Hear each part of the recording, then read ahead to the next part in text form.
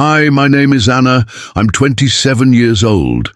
That night, as the storm rattled the windows of Rosewood Care Facility, I was alone in room 109 with a frail old man everyone else had abandoned. His silence was heavy, his breaths shallow. But what made my heart race wasn't him. It was the tall figure standing in the hallway, watching us without a word. His eyes carried grief and secrets, and when I finally learned who he really was, my world turned upside down. Before I reveal the truth about who that man was and why his sudden words left me speechless, I want to ask you something. If you discovered that the poor old man you were caring for was hiding a life-changing secret, how would you react? Let me know in the comments, and also tell me which city and country you're watching from, so I can thank you personally. And don't forget to like, subscribe, and hit the bell for more true stories like this. Hussy, my name is Anna, and if you looked at me from the outside, you'd probably say, I'm just an ordinary woman. But behind the tired smile I wear every day lies a story of broken dreams, endless struggles, and sacrifices most people never see. 3 years ago, I thought my life was finally beginning to take shape.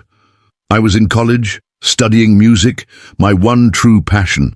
I dreamed of standing on stage, performing in front of bright lights, with an audience who would feel every word I sang. Music was the only thing that ever made me feel alive. But life has a cruel way of testing people. Just when I thought I had it all figured out, I was left standing on broken ground.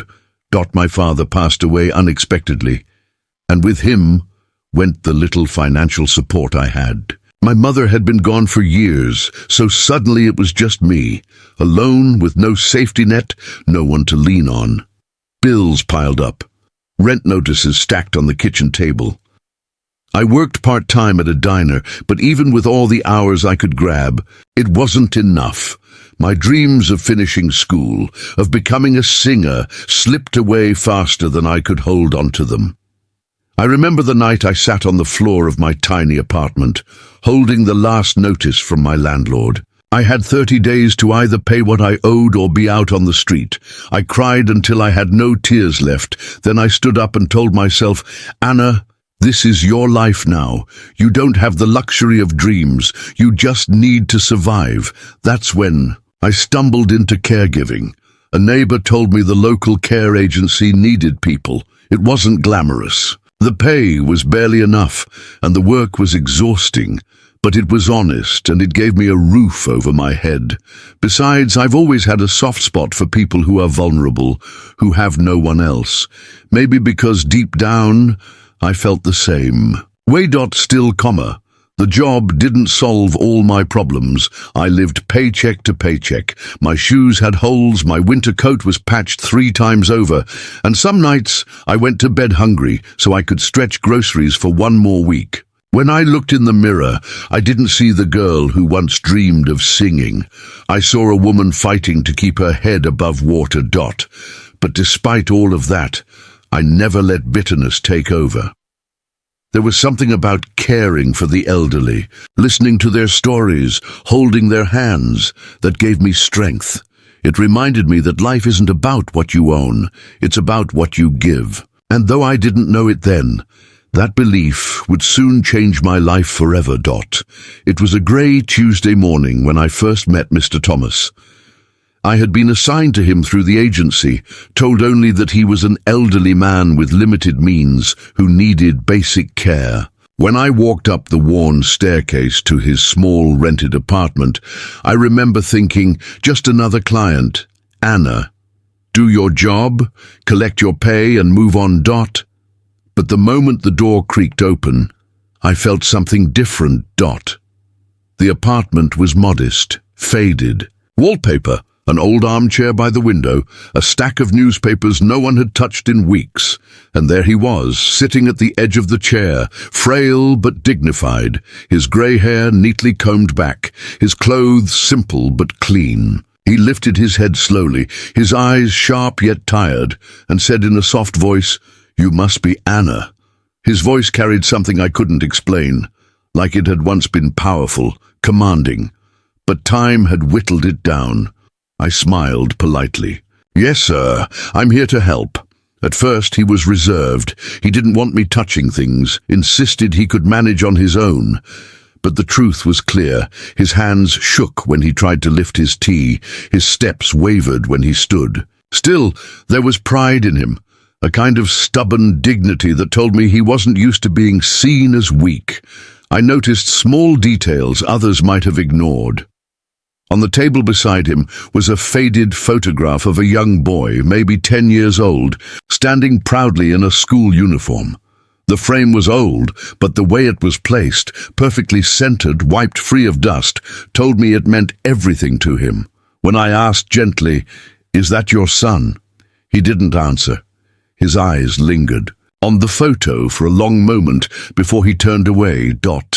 There was a loneliness in Mr. Thomas that mirrored my own. And though our relationship began with silence, I couldn't help but feel drawn to him. Something told me there was more to his story, much more than the agency had written in his file. Over the next few days, I cooked for him, helped him organize his medicines, and sat with him as the hours dragged on. Slowly, cracks began to show in his quiet facade. He would sigh deeply at night, staring at the photo on the table.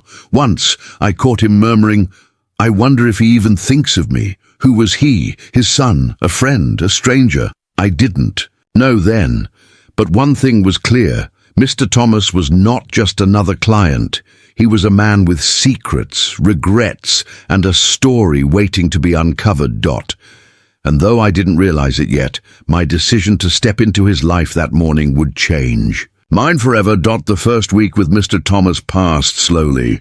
He wasn't the type to talk much. He would nod when I asked if he wanted tea, give one-word answers when I checked on his health, and sometimes pretend to be asleep when I tried to start a conversation. But I didn't give up. One afternoon, I brought him a small bowl of homemade soup. I had made extra at home because I couldn't afford to waste groceries, and something told me he hadn't had a proper meal in days. When I set it in front of him, he frowned. I didn't ask for charity. I smiled gently. "It's not charity, Mr. Thomas. It's company." For a moment I thought he'd push it away. But slowly his hands wrapped around the bowl. He took a spoonful, then another. By the time he finished, his shoulders looked a little less heavy. That was the first time he looked at me, not just with his eyes, but as if he was really seeing me. From then on, he started opening up, just a little at a time. He told me about his love for reading, how he once dreamed of writing a book but never got around to it. He told me about his late wife, how she had been the only one who could calm his restless heart. And though he never said it directly, I knew he missed her more than words could explain. I began to notice small changes. He would wait for me by the window before my shift started. Sometimes, when he thought I wasn't looking, he smiled faintly as I hummed while cleaning the kitchen. And every night, before I left, he would glance at the photograph of the young boy. But it was in those quiet evenings, when the world outside grew dark, that I saw his loneliness most clearly. He would sit in silence, staring at the picture, his lips trembling like he wanted to say something but couldn't. One night, curiosity got the better of me. "Mr. Thomas," I asked softly, "do you ever see your son?" The spoon froze in his hand. He set it down carefully, his eyes fixed on the table. "No," he said at last. His voice cracked, filled with more pain than any words could capture. I didn't press him further. Some wounds are too deep to reopen without trust. But in that silence, I felt something shift.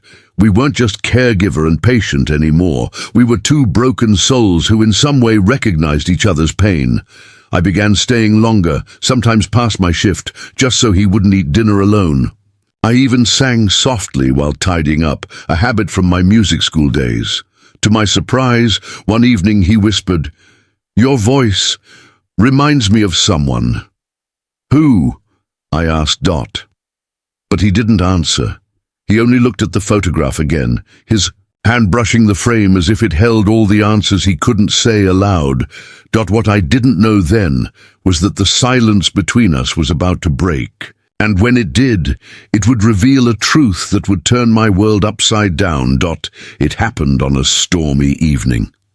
Rain hammered against the windows, the kind that makes the world outside blur into shadows. I was wiping down the counter when I heard him whisper something under his breath. At first, I thought he was talking in his sleep, but then I caught the words. "I wonder if he even knows I'm still alive." I froze. "Mr. Thomas, who are you talking about?" He looked startled, as if I'd caught him in a confession. His hand trembled slightly as he reached for the photograph. "My son," he said at last. His voice was hoarse, heavy with years of silence. "I haven't seen him in over 20 years. I sat down slowly. "Why?" His eyes filled with sorrow. "We drifted apart. After his mother died, I didn't know how to handle things. I buried myself in work and he grew distant. He wanted me to be there, but I didn't know how. And then one day, he left, said he was done with me." The words hung in the air like a wound that had never healed. I wanted to comfort him, but before I could speak, he added quietly, "He's successful now. Rich, I think. A CEO somewhere overseas, but to me, he's just the boy in this photo, and I doubt he even remembers I exist." His confession shook me.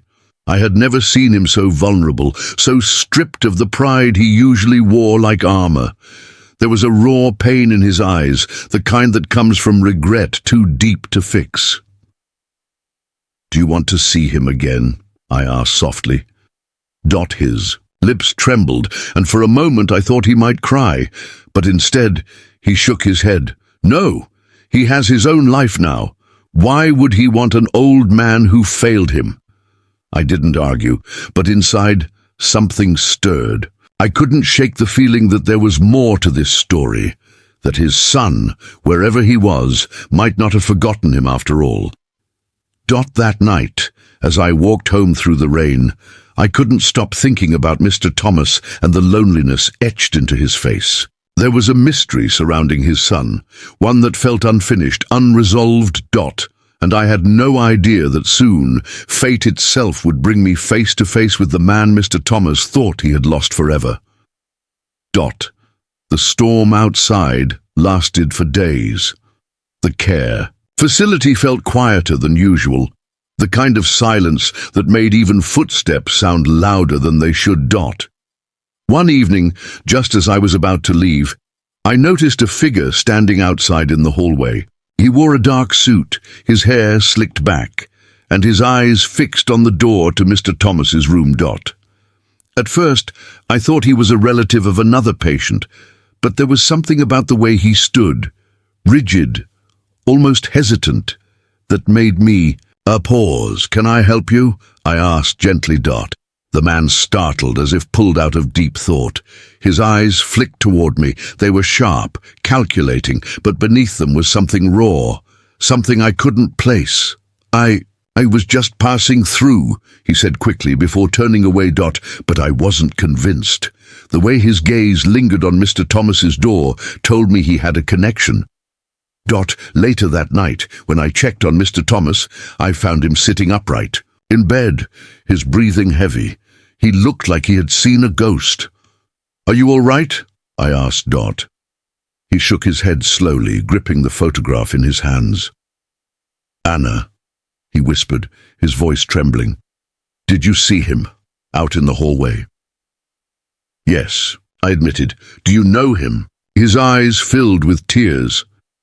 "That was him." My heart stopped. "Your son?" He nodded once, shakily. "But why didn't he come in? Why didn't he say anything?" I had no answer. All I knew was that something powerful had just happened, something neither father nor son was ready to face. That night, I lay awake replaying the moment over and over. Why would his son come all this way just to stand in the hall and leave? Was it guilt, anger, fear? The questions gnawed at me, and I knew deep down this was only the beginning. Over the next week, the man appeared again and again, always at odd hours, always lingering just outside the room. Sometimes I caught him standing near the window, staring inside but never entering. Other times he would leave white roses at the door, a quiet gesture that left Mr. Thomas both hopeful and heartbroken. Why? Doesn't he come in? Mr. Thomas asked me one night, his voice breaking. Why does he stay in the shadows? I didn't know, but I had a feeling. Maybe he was just as broken as his father, carrying wounds he didn't know how to heal. Finally, one rainy evening, I decided to confront him. I stepped into the hallway, blocking his path. Why do you keep coming here? I asked firmly. If you care enough to watch, why don't you walk inside? He stiffened. For a long moment he said nothing. Then, in a low voice, he replied, Because I don't know if he wants to see me. His words stunned me. He waits for you every single day, I said softly. He thinks he failed you, but all he really wants is one chance to make it right. The man's jaw tightened. He looked away, his hands clenching at his sides. You don't understand. I've built an empire. I've made millions, but none of it erases the boy who sat at the window waiting for a father who never came. The pain in his voice told me everything. This wasn't just distance. It was a wound, deep and bleeding even after all these years. I softened my tone. Maybe neither of you were perfect, but what matters is now. Don't waste the time you still have. He looked at me then, his eyes glistening. For a brief second, the mask of the powerful CEO slipped away, and I saw the little boy his father had once lost. But before he could answer, footsteps echoed down the hallway. Mr. Thomas's weak voice called from inside the room. Anna? Who are you talking to? The son froze, his body tensed, torn between running and staying. And in that heartbeat I realized the truth. The reunion was inevitable. No matter how much they tried to avoid it, fate was pulling them back together. The rain hammered harder that night, rattling the old windows of the care facility. I was finishing up my rounds when I noticed him again. The same tall figure, shoulders hunched, standing just outside Mr. Thomas's door. This time, I didn't stop him. I stayed back, half hidden by the shadows, as if the building itself held its breath. Inside the room, Mr. Thomas stirred. His frail voice, though weak, carried a sudden strength. Who's there? The man froze, his hands clenched into fists at his sides. I saw his throat tighten, as if the words he had buried for years were clawing their way out. Slowly, he stepped inside. The dim lamp cast his face in uneven light, but there was no mistaking the resemblance. The same sharp jawline, the same piercing eyes, only aged by success and sleepless nights. Mr. Thomas's eyes widened, his lips trembled. Michael! The man's composure cracked. He swallowed hard. It's me, Dad. For a moment, silence filled the room. It wasn't the silence of absence this time. It was heavy, alive, trembling with everything unsaid. Tears welled in Mr. Thomas's eyes. You came back. Michael stepped closer but stopped at the foot of the bed, his face twisted between anger and grief. I came back, yes, but not because of you. I came back because I had to see for myself if you were really as helpless as they said. The words pierced the air like knives. I gasped softly, my heart aching for the old man. Mr. Thomas flinched, but his voice, though shaky, was filled with remorse. I deserve that. I deserve worse. I wasn't there when you needed me most. I made mistakes, too many. Michael's chest rose and fell quickly, his breath ragged. Mistakes? You left me when Mom died. I was a boy, and you disappeared. into your work, into your grief, into your silence. Do you know what it was like to feel invisible in your own home? Mr. Thomas pressed a trembling hand to his chest. Every day since, I've carried that weight. Every night, I prayed for a chance, just one chance to tell you I'm sorry. Michael shook his head, bitter laughter escaping his lips. Sorry doesn't erase the years I sat alone on my birthdays. Sorry doesn't erase the nights I wondered if I wasn't worth loving. The old man's tears streamed freely now. You were worth everything, Michael. You were my world. I just didn't know how to show it, and by the time I realized it was too late. The tension in the room was unbearable. Michael's shoulders sagged, his anger colliding with the grief he had hidden behind wealth and power. Finally, his voice cracked. Do you know who I am now? Do you even know what I've become? Mr. Thomas nodded faintly. I heard.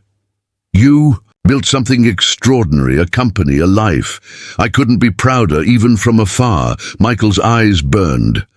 I'm a CEO, a millionaire.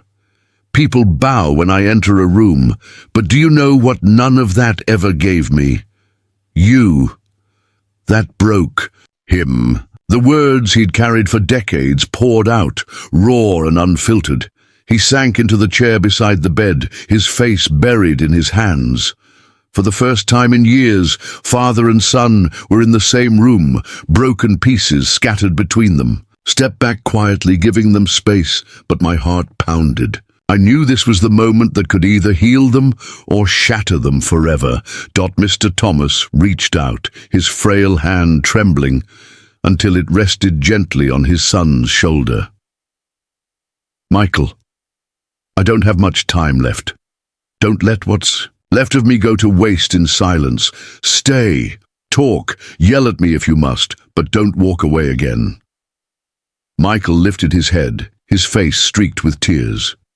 His father's touch, fragile yet steady, seemed to undo years of armor. For the first time, he didn't run, he didn't hide. He simply whispered, I don't know if I can forgive you, Dad. And Mr. Thomas, with a weak but steady voice, replied, Then let me earn it, even if it takes what little time I have left. The room fell into a hush, but it was no longer heavy with silence. It was heavy with possibility. The next morning, the care facility buzzed with a strange tension. Nurses exchanged curious glances. Rumors had spread quickly that the mysterious man who had been visiting in silence was none other than Mr. Thomas's estranged son.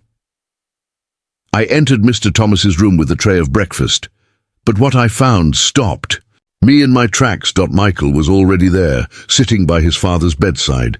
His tailored suit was wrinkled, his usually polished hair unkempt. He looked less like a powerful CEO and more like a lost boy who hadn't slept. Mr. Thomas was awake, watching him with eyes brighter than I had seen in weeks. Anna, Michael said, his voice low, can you give us a moment? I hesitated, but Mr. Thomas nodded. Stay, he whispered. You've been my strength all these months. If anyone deserves to hear this, it's you. Michael's jaw tightened, but he didn't argue. He leaned back in the chair, rubbing his temples. Then almost reluctantly he began to speak. You think I came back here because of guilt or maybe pity, he said, his eyes locked on his father. But the truth is, I came because of a letter. Mr. Thomas's brow furrowed. A letter? Michael nodded. He reached into his coat pocket and pulled out a worn envelope. The edges were frayed, as if it had been read 100 times. This arrived at my office 3 weeks ago, he said, handing it to his father. I watched as Mr. Thomas's trembling fingers unfolded the paper. His eyes scanned the words, and his lips parted in shock. It wasn't his handwriting. It wasn't Michael's either. It was mine.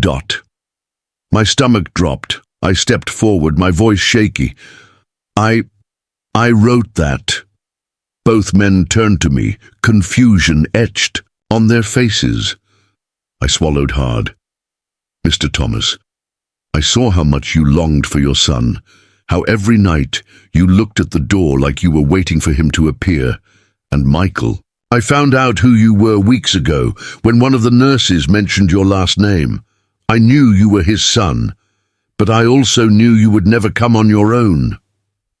Michael's eyes widened. You tricked me? My cheeks burned, but I didn't. Look away.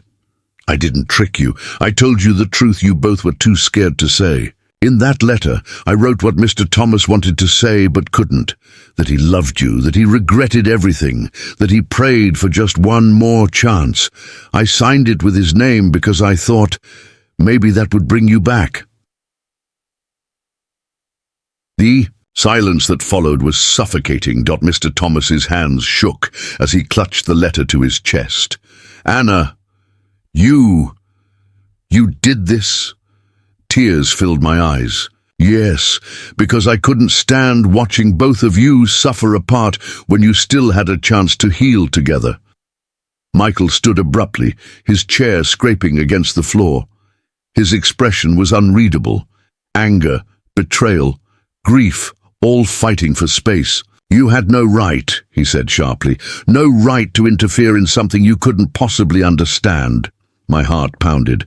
Maybe not, but if I hadn't, would you be sitting here now? Would you have heard your father say I'm sorry? Would you have looked him in the eye and told him the truth you've been carrying all your life? His breath hitched, but he didn't respond. Mr. Thomas reached out weakly, his voice trembling but firm. Michael, she did what I couldn't. She gave us back a chance. If you're angry, be angry at me, not her. Michael's shoulders sagged. He ran a hand over his face, exhaling shakily.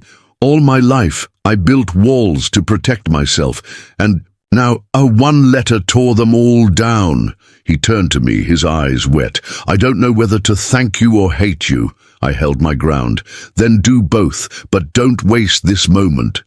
For a long time he stared at me, then slowly he sank back into the chair, his head bowed. You're right, if it weren't for you, I wouldn't be here. I wouldn't have heard his voice again.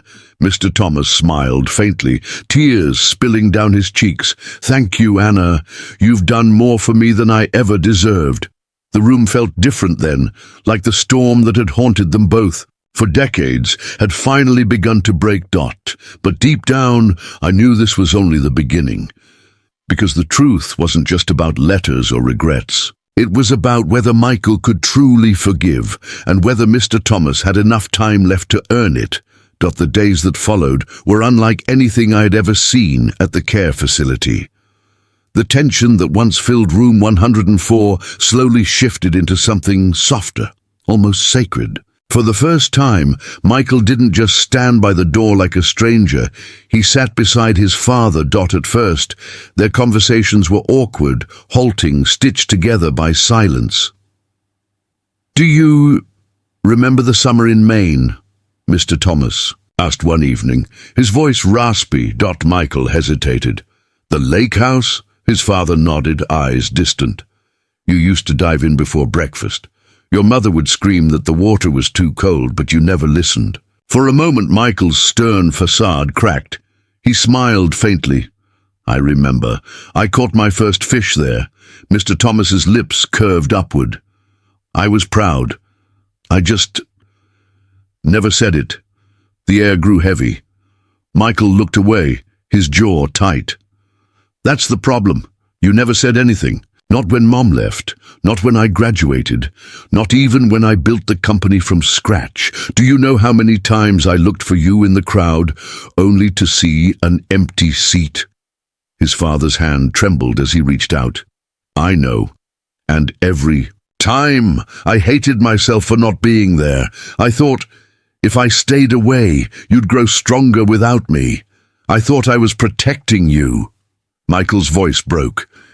You weren't protecting me. You were abandoning me. The silence that followed was painful, but it wasn't empty. It was cleansing, like a wound finally being cleaned. For the next week, they spoke every day. Some conversations ended in tears, others in laughter. Sometimes they just sat quietly, holding the silence without fear. And I stayed by their side, tending to Mr. Thomas, but also watching something rare unfold. The rebirth of a relationship. Everyone thought was beyond saving. One evening, as I prepared Mr. Thomas's medicine, Michael approached me. His usual commanding tone was gone. Instead, he spoke with quiet gratitude. "You gave me back something I didn't even know I needed," he said. "I don't know how to repay you." I shook my head. "You don't owe me anything. Just don't waste the time you have left with him. That's repayment enough." Michael studied me for a long moment, then whispered, "You're not just a caregiver, Anna. You're the reason my father and I are sitting here today." Those words stayed with me. But little did I know, the transformation was only just beginning. 2 weeks later, the facility organized its annual family evening, a small event where residents could sit with loved ones, share food, and listen to music. Usually, Mr. Thomas stayed in his room, too weak and too proud to join. But this time, he surprised me. "Anna," he said softly that afternoon, "help me look presentable. My son is coming, and I want to meet him there." My heart swelled as I dressed him in his best shirt, combed his thinning hair, and wheeled him into the brightly lit community hall. The room was alive with chatter and laughter, but when Michael walked in, silence seemed to follow him. People recognized him, the powerful CEO, usually seen in newspapers and television. But tonight, he wasn't a millionaire, wasn't a leader. He was just a son, walking toward his father. He sat down beside Mr. Thomas, and together they listened to a young volunteer play the piano. Halfway through, Mr. Thomas turned to Michael and whispered, "Sing with me, like we used to." Michael froze. "Dad, I haven't sung in years." His father smiled faintly. "Neither have I, but maybe tonight we try." And so, in a trembling voice, Michael began to hum. At first it was off-key, hesitant, then stronger, steadier, until both father and son were singing softly together. The room grew still. Staff members paused. Other families turned their heads. No one wanted to interrupt what felt like a miracle. Tears blurred my vision. This was more than music. This was healing, given a voice. When the song ended, the hall erupted in gentle applause. But Michael didn't hear it. He was too busy holding his father's frail hand. "Dad," he whispered, "I wasted so many years being angry, but not anymore. I'm here. For however long you have left, I'm here." Mr. Thomas's eyes glistened. "That's all I ever wanted." In that moment, I realized the story wasn't about wealth or titles. It wasn't about the CEO or the poor old man in the bed. It was about love rediscovered when it was almost too late, and about how sometimes it takes a stranger's compassion to spark a miracle. After the event, Michael pulled me aside. His face was unreadable at first, but then he said words I will never forget. "Anna, I thought I had everything, money, power, success, but I didn't. Not until I sat in that room with my father again. You gave me something no fortune could ever buy, a second chance." I smiled through tears. "You both gave it to each other. I only lit the path." He nodded slowly. "Still, I want to make sure you're never forgotten. My father trusted you when no one else did. You're family now, Anna, and I don't use that word lightly." Mr. Thomas passed away peacefully 3 months later, his hand in Michael's, a smile on his lips. There were no unspoken words left, no regrets that still lingered. At the funeral, Michael stood beside me and whispered, "I won't let his memory fade. And I won't let your kindness fade either." True to his word, he didn't. He helped me finish my nursing degree, supported my dreams, and more importantly, showed me that even the coldest walls can be broken by love, patience, and the courage to care. And as I stood there 1 year later, watching Michael speak at a foundation he had built in his father's name, to support caregivers and families of the elderly, I realized something profound. Healing isn't about erasing the past. It's about finding the courage to face it, forgive it, and build something stronger from its ruins. That was the true legacy Mr. Thomas left behind. And I, Anna, was honored to witness it. If this story touched your heart, I want to ask you something. What would you do if you suddenly discovered that the person you were quietly caring for had a son who was not only alive, but a powerful CEO with the ability to change everything? Would you forgive, like Anna did, or would you walk away? Share your thoughts in the comments. I read every single one. And please tell me where you're watching from so I can personally thank you. Don't forget to like, subscribe, and turn on the notification bell so you never miss another story of love, forgiveness, and second chances. Because sometimes the most ordinary acts of kindness create the most extraordinary endings.